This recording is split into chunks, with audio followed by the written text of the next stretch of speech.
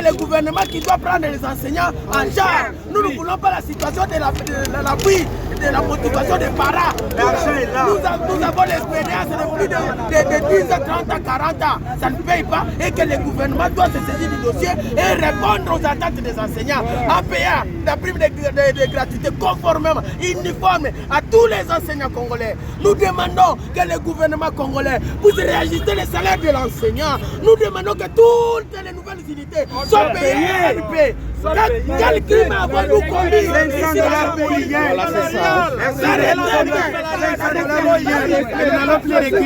retraite des enseignants politiques salariales. On ne peut pas retraiter les enseignants, on ne peut pas les jeter dans les prisons.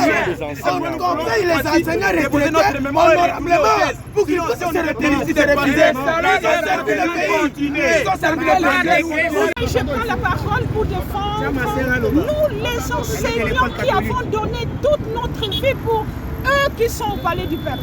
Nous qui avons donné notre vie pour eux les honorables.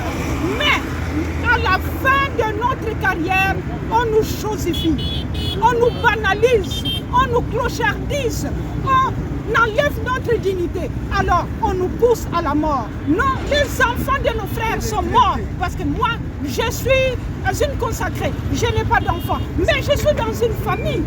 Mes frères ont des enfants qui sont aussi des enseignants. Les enfants meurent, les femmes meurent et les gens sont maintenant... Les enseignants sont devenus des mendiants. Les enseignants sont devenus des clochards. C'est comme cela que nous revendiquons que nous ayons un salaire décent, mais à la fin de notre carrière, que nous soyons traités dignement. Merci. Salaire ebimakate bakosine lokola baja ya Soneka mais toyebi bango pete na Soneka tomonaka bango te lelo tolingi mbongo na biso ebima. Rien que pour la ville de Kinshasa, Soneka a plus de 2000 agents. Bon, on a la province côté à Koutoute. Libande en boka mêmement. Mais parce que le qu'on a écouté à la terre, mais un groupe de gens, un petit groupe, baï bakambongo abato. En date de ce mercredi 23 octobre 2024, conformément à l'article 36 de la Constitution de la République démocratique du Congo, garantissant à tout travailleur le droit à une rémunération équitable, une délégation des agents et cadres de la Société nationale des éditeurs, compositeurs et auteurs, Soneka s'est rendu au ministère de la fonction publique pour faire valoir leurs droits, notamment en ce qui concerne le paiement de leurs salaires, détournés selon leur dire par un réseau mafieux au sein de l'administration. Cette démarche des agents de la Soneka s'inscrit dans le cadre du droit fondamental au salaire, tel que reconnu par le droit du travail en son article 83, stipulant que tout travailleur a droit à une rémunération en contrepartie de son travail. De plus, l'article 149 du même code rappelle que la rétention ou le détournement des salaires est une violation grave des droits des travailleurs. Il s'est trouvé à l'ex-hôpital général de référence Mamayemo pour traiter d'autres doléances relevant de ses fonctions. Cependant, son directeur de cabinet adjoint a été mandaté pour représenter les VPM et recevoir la délégation de la Soneka.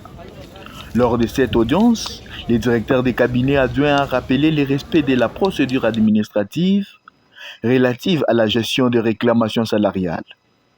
Il a assuré les agents que les dossiers introduits concernant la liquidation de leurs salaires évoluent de manière favorable conformément aux dispositions légales.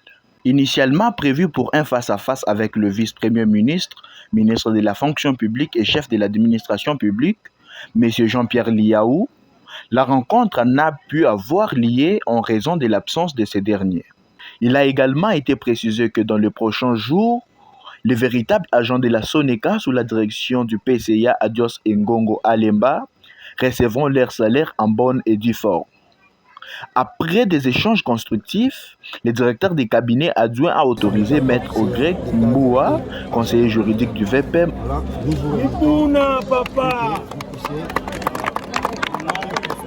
au nom de son Excellence, Monsieur le Vice-Premier ministre, ministre de la fonction publique, modernisation de l'administration et innovation du service public, je me fais l'honneur de prendre acte de votre mémo et je me permets de lui réserver à lui seul la primaire de son exploitation.